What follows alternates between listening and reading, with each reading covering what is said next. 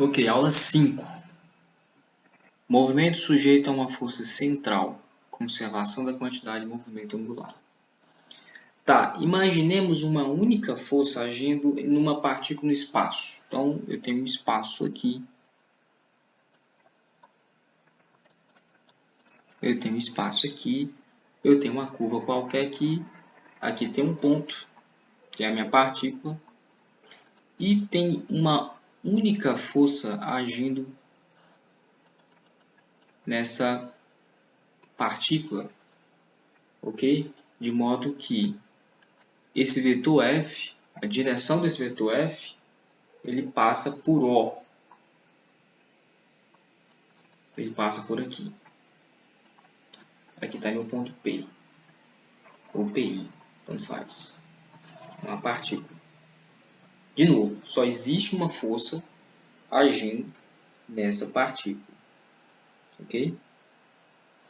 Tá, então vamos prosseguir. Bom, se F,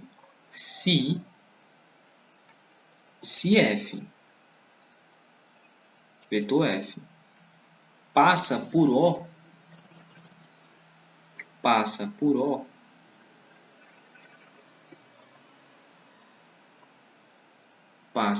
vírgula. Então, isso quer dizer o seguinte: o somatório dos momentos em relação a O é igual a zero, ou vetor nulo, na verdade, né? Por quê? Porque não tem braço, né? Entre outras palavras. Então, se você tem um ponto aqui, tem uma força agindo aqui, seu braço é B, beleza, você tem momento. Vai girar nesse sentido aqui. Agora, se você pega essa força e coloca aqui, onde não tem braço, não existe momento. Basicamente isso. Então, se a minha força ela passa por O, então quer dizer que o somatório dos meus momentos é nulo. Ok? Tá, continuemos. Deixa eu colocar aqui um ponto final. Eu vou falar o seguinte. Lembra que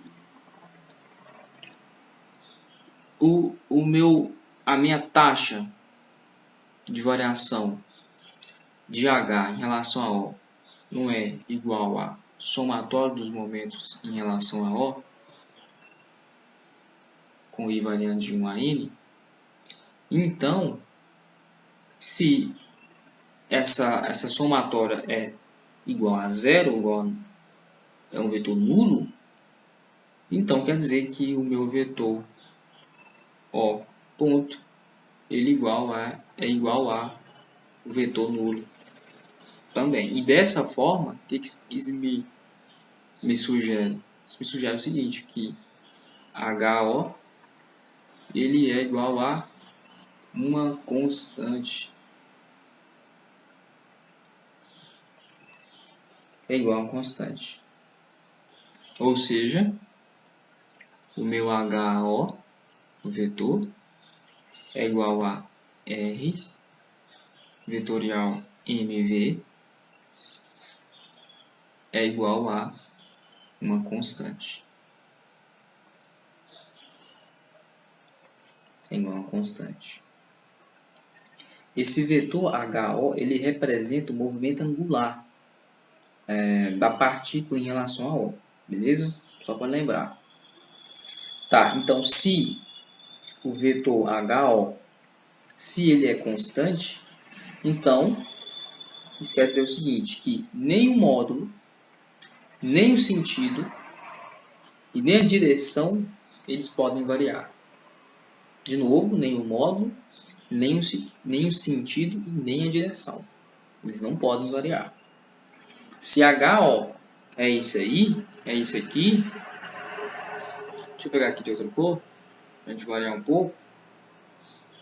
Vou pegar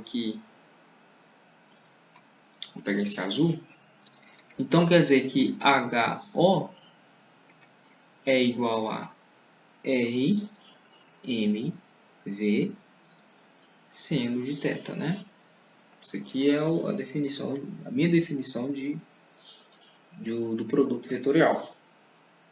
Então, quer dizer que no primeiro momento, se eu tenho um R inicial, a massa é constante. Então, eu tenho um V inicial, um seno e um θ, um ângulo inicial, e isso é constante, então eu posso dizer o seguinte, que R0, na verdade R0, V0, seno de θ0, isso é igual a RV seno de θ. Ou seja, o início é igual ao final, né, dos termos. Ok?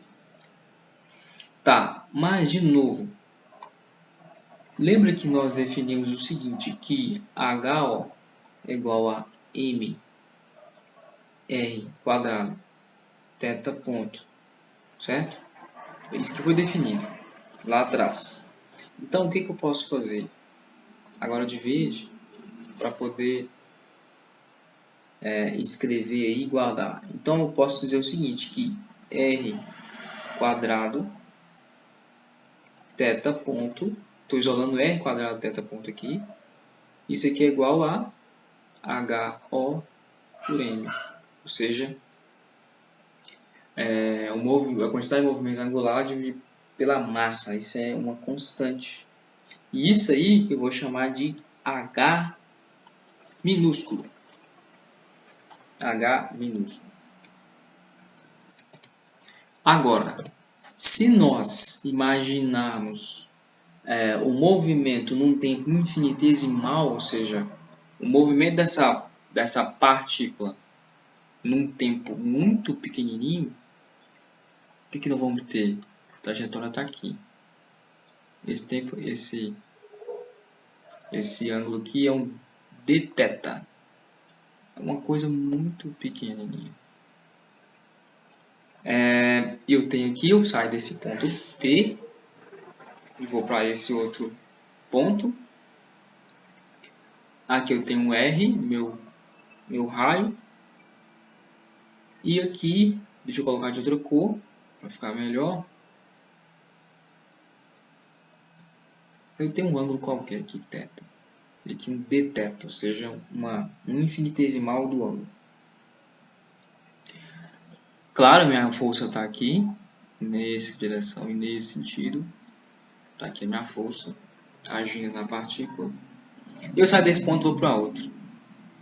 Como é muito pequeno, eu vou aproximar esse triângulo aí de maneira tal que o meu dA, ou seja, o meu diferencial de área, vai ser o seguinte. Aqui eu tenho o R dθ, ok? R dθ. Estou fazendo aproximações, porque eu posso fazer essas aproximações? Posso, porque esse dθ é muito pequeno, esse triângulo é muito pequeno. Então, o que vai ser meu dA? Meu dA é igual a R quadrado dθ dividido por meio. Base vezes altura. Então, vai ser R dθ vezes R quadrado dθ dividido por 2. Está aqui. Tá? Isso aqui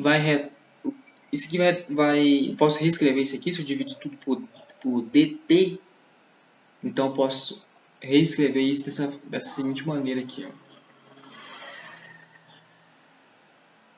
de azul. Então vai ficar dA dt é igual a R quadrado, ok? Dθ dt multiplica meio. Então, isso aí vai me retornar o seguinte, que dA dt é igual a meio, que multiplica R quadrado vezes θ ponto. Θ ponto é dθ dt. Portanto, lembra lá que o meu h minúsculo é r quadrado θ ponto? Então, eu vou escrever isso aqui da seguinte forma. Que isso é igual a meio que multiplica h. Ou seja, o meu dA dt é meio h. Só que h é uma constante. Lembra? Aqui h é HO por m, por massa. Isso aqui é uma constante. Então, dessa forma aí, a partícula ela tem velocidade de preenchimento de área constante. Ou seja, pior que se eu deixa eu ver se eu consigo. Ah, aqui eu marcar aqui. Opa, beleza. Então, será que vai pegar? Não vai pegar. Mas enfim, isso aqui tem uma área, né? Ele cria uma área aqui. E ele preenche essa área de maneira constante. Ok? Essa aí é a análise que essa aula oferece. Bom, essa força única aí, que foi proposta inicialmente, ela pode representar um conjunto de forças, uma somatória. Né? Então, de verde aqui, eu vou falar o seguinte, que dA dt é igual a constante. É igual a constante onde